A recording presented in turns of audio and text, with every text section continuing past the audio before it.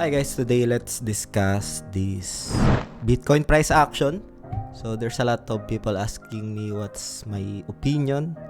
And again, this video is a global discussion. If you want to update the current subtitle, you can just update or click the closed captions and then go to settings and select your preferred language, guys. No? So last November, so punta muna tayo dito sa ating YouTube channel.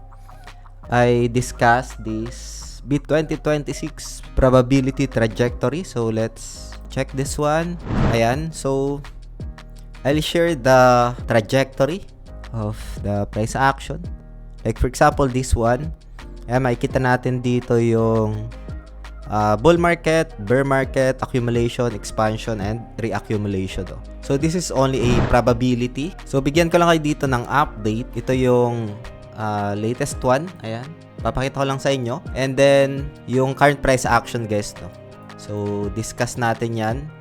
Dito sa video natin today, ano na nga ba yung pinaka-update. And last time, I also share nung pinaka-ideas dito. So, pwede nyo namang panoorin to. So, I just discussed this one. Ayan. So, we can see some bearish divergence. And like other ideas pa. So for example, ayan, na-mention ko yung mga sell ko dito sa zone na to. Ayan. So during the retest yan sa 126 territory, guys, no. So we got some DCAs as well. So ngayon, guys, ay check muna natin yung price action. Ano nga ba yung mga nangyari dito? Right now, nandito yung price action sa previous 2021 all-time high, no? We just discussed this one. Kailangan kasi niyang i-hold ito kasi kung hindi, price may go down. It was happened. Bullish divergence was invalidated na. Ayan. And as per checking dito sa price action, 4 hours time frame, nagkaroon siya ng retest sa yung low na ito. Low niya is 60k, no? Sarado. So after the retest, nagkaroon ng pag-angat ng presyo, 7% move sa upside. And I'm waiting for a daily close dito. Kasi if ever na mayroon pang mga sell-off ito, medyo malalim na yung pinaka-next support, no? So we'll see kung paano magre-react yung price action.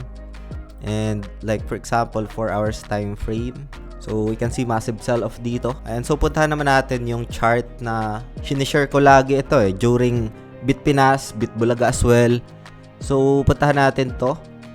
And, so dito guys, meron pala tayong mga, ito, like for example, this one, ito yung pinaka-date, no? Na average day ito So, normally around 520 to 530 days. Ayan, as we observe dito. Same lang din yung day nila before siya magkaroon ng retracement. We can see bearish divergence as well on that zone. And like for example, for this one, so 532, around 500 days to 530 days. So mga ganong duration. So we observe that for the past couple of years dito sa crypto space. Yeah, we'll see kung paano magre-react sa mga negative catalyst sa market. And yan yung isa sa mga update natin dito. I'm looking for a potential support dito. But I think kailangan niya pa rin i-hold kasi tong zone na to yung previous highs nung 2021. Yung all-time high ng 2021, nagiging support niya yan sa weekly. So naka-weekly time frame tayo dito, no. So we'll see kung paano ito magkakaroon ng paggalaw ng presyo dahil we observe some sell-off as well as negative catalyst sa market. So, we just reacting dito sa price action. And hopefully, you get some insights, updates dito sa video natin. Feel free to comment lang sa comment section ng video na ito. And if magtuloy-tuloy yung sell-off dito, ang next key support zone niya, yung dating support nung 2024. Around 54k territory, but I'm looking for a impulse within this zone dahil psychological support yung zone yan, dating resistance.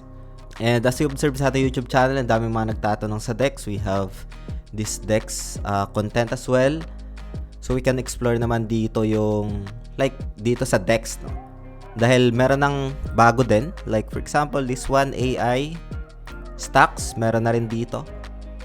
So walang pinaka-verification kasi din dito eh. So hindi mo kailangan ng IDs. So you can just explore this one if you're interested.